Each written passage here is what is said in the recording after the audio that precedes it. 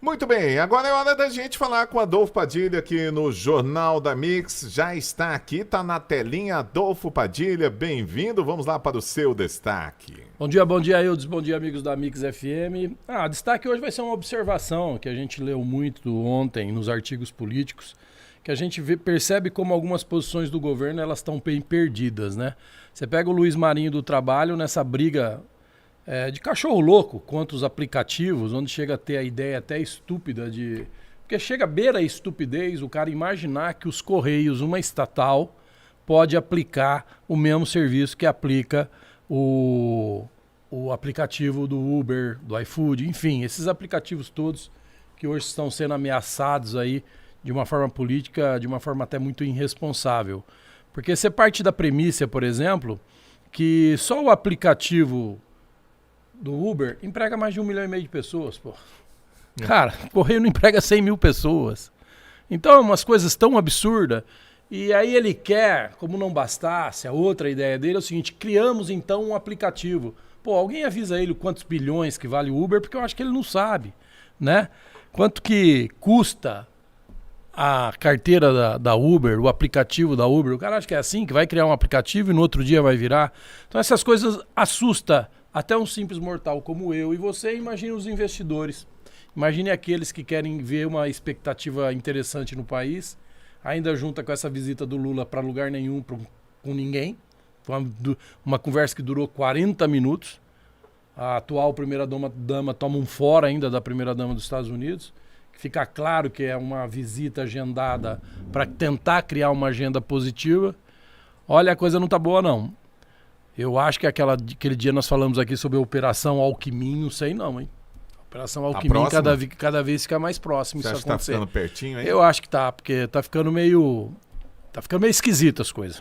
Muito bem, olha, a nossa primeira pauta de hoje, deixa eu trazer aqui o deputado federal Zeca Dirceu, líder do Partido dos Trabalhadores na Câmara, divulgou ontem em suas redes sociais uma manifestação do Sindicato dos Bancários contra Roberto Campos Neto, atual presidente do Banco Central, e favorável à redução da taxa de juros. 2 atos estão marcados para acontecer nesta terça-feira, sendo um em frente ao prédio do Banco Central em Brasília, a partir das 11 horas. Pois é, vamos lá, Adolfo, viraram um canhão para o Banco Central completamente. É outra coisa tão absurda como eu acabei de falar do Marinho, o ministro do Trabalho. O Zeca Dirceu, alguém precisa ensinar esse cara, ou falar para ele, que qualquer coisa que seja referente à taxa de juros, não é assim decidir e vai abaixar. Um dos itens mais importantes, ou entre os mais importantes, para se ter uma taxa de juros menor, é ter um Estado menor. Aí eu pergunto para ele, você viu alguma publicação do Zeca contra os 37 ministérios? Você viu alguma publicação desse tipo? Você viu alguma publicação do filho do Zeca, que é filho do Zé Dirceu, de alguma coisa dizendo para diminuir o tamanho do Estado, de cargos comissionados, enfim, de mordomias e benefícios, para ter um equilíbrio financeiro, para poder se falar em algumas situações de uma menor taxa de juros? Eles estão criando um boi de piranha, uma narrativa para justificar, presta atenção, eles estão querendo justificar o que eles já sabem que eles não vão conseguir, a picanha, a cerveja, o combustível barato. Esquece, eles não vão conseguir fazer isso. Tem alguém que recebeu picanha, hein? Até agora eu não sei, eu não recebi nada de picanha. Eu vejo vídeo de gente comendo capim, dizendo que votou fez o L e agora sobrou o capim para ele comer.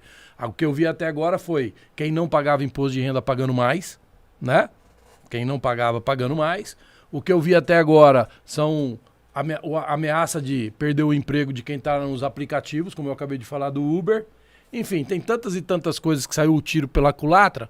Então, como eles sabem que eles não vão cumprir o que prometeram em campanha, eles começam a querer achar um culpado. E eles querem pôr como culpado o presidente do Banco Central, que é considerado o melhor presidente de Banco Central do mundo.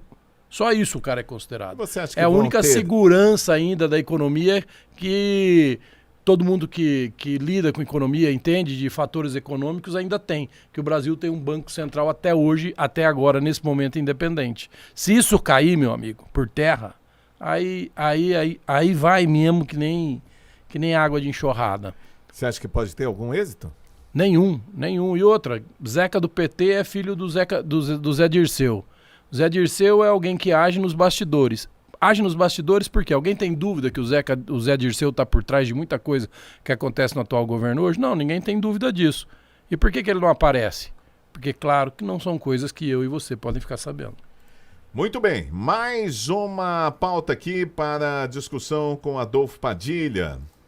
É o seguinte, a Advocacia Geral da União apresentou ontem um pedido na Justiça Federal do Distrito Federal para a condenação definitiva de acusados de financiar os atos de 8 de janeiro em Brasília, quando as sedes dos 3 poderes foram invadidas.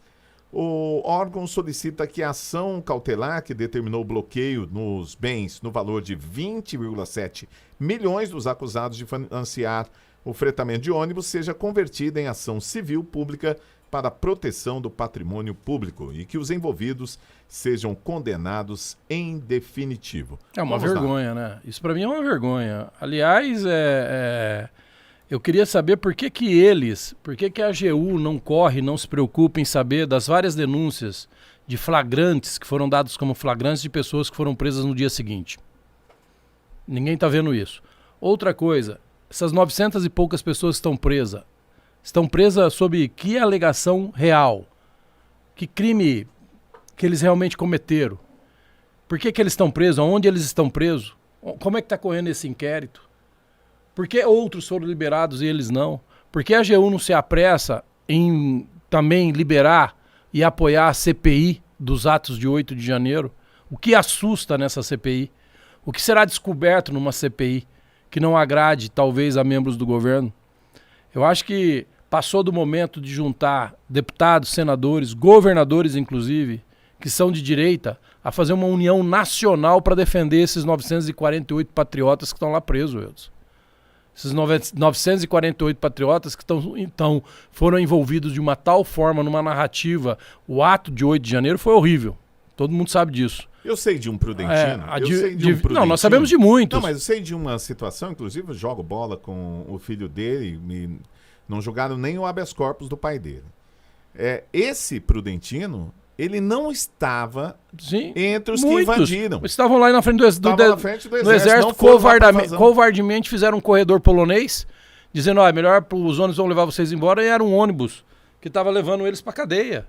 Quer dizer, a AGU tinha que ver essa conduta policial, que é totalmente legal.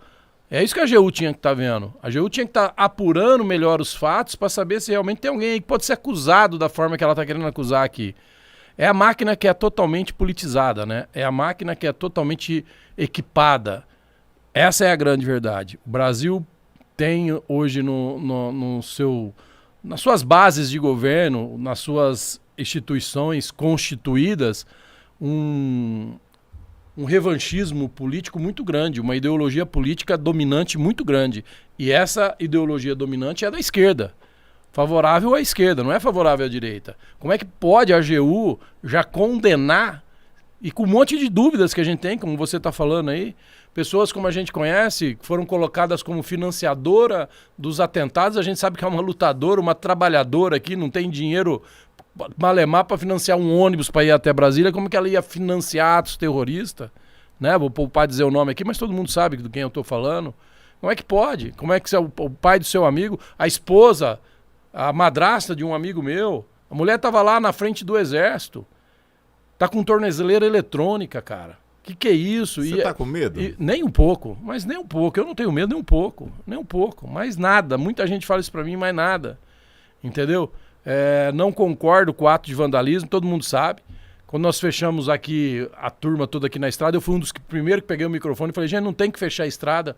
Não é esse o caminho. O caminho é outro. O caminho é da paciência. Não adianta ficar nervosinho. A esquerda demorou 30 anos para tomar o poder. Vocês querem 4?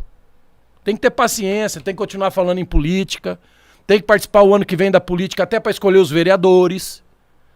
Não adianta, não deu certo, Bolsonaro fugiu para os Estados Unidos. Não, quem faz isso não entendeu de nada e é um baita de um covarde. Muito bem, vamos lá para a última matéria aqui para colocar para o Adolfo Padilha. Olha, deputados do PT estão elaborando uma proposta de emenda à Constituição para acabar com as operações militares da garantia da lei e da ordem. O texto, em articulação, também obriga a transferência de militares para a reserva quando assumirem cargos públicos, mesmo que temporários. Quem está propondo? O PT. Acabou. O que acha que eles pensam das Forças Armadas? Eles deixam bem claro o que eles pensam das Forças Armadas. Quantos vídeos você teve aí zombando dos generais? Quantos vídeos você vê todo dia de cantores, né? Se pode chamar de cantores, com musiquinha desafiando e desacatando as autoridades constituídas como policial, exército, enfim. É isso que eles querem mesmo. Eles querem cada vez mais tirar não só o poder, mas humilhar. Colocar no canto da sala. Sabe aquela história? É o cantinho. A peça do canto da sala lá. Onde não atrapalha ninguém. Se alguém tropeçar ainda é capaz de cair e quebrar. Então, é isso que eles querem fazer. Eles querem cada vez mais desmilitarizar o país. Cada vez mais dar mais benefício a quem comete um ato ilícito do que mais proteção para quem é vítima desses atos ilícitos. É isso que a gente vem vendo. Né? A gente espera e aposta muito nessa carga de novos deputados de direita que foram eleitos com a proposta da direita, que não seja uma decepção como foi no primeiro mandato, no mandato do Bolsonaro anteriormente, quantos foram eleitos com a bandeira da direita. Vamos citar alguns aí, quais? Joyce Reutemann, Alexandre Fruta, e aí vai um monte, né? Aí tem um monte, Júlia não sei o que lá da Paraíba, a que Soraya. é outra, Soraya, que é uma outra também, enfim, aí ia passar um dia aqui falando. Então a gente tem que apostar que esse Congresso não vai se converter, que esse Congresso não vai se entregar e nem se vender, e vai ter o mínimo possível de uma postura séria, tendo lá Sérgio Moro, Dallagnol, Carla Zambelli, enfim, nós temos a esposa do Sérgio Moro, Nicolas, nós temos bons deputados, Ricardo Salles, enfim, assim, citando nomes daqueles que mais aparecem, que sob a liderança destes, né, ou com o apoio mais evidente destes, mantém uma base da direita, principalmente para que isso não aumente e não venha acontecendo. É sempre o PT. Sempre o PT propondo alguma coisa onde a maioria da população não aceita e não quer. Como que eles chegam lá? Porque a minoria que os apoia é aguerrida. Não desiste. Luta. Desafia. Vai até o final.